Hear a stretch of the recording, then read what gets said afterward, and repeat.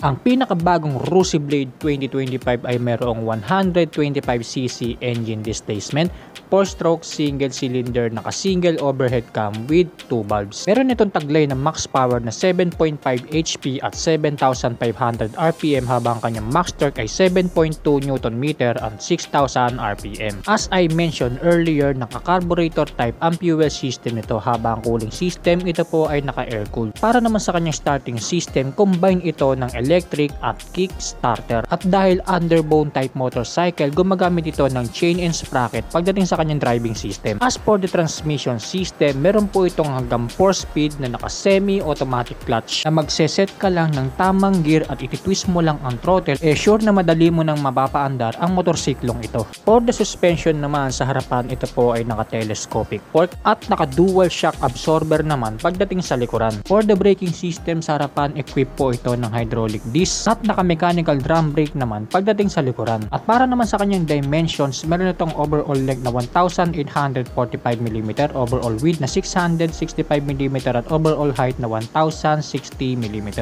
Meron naman tong seat height na 755mm habang ang kanyang ground clearance ay 153mm.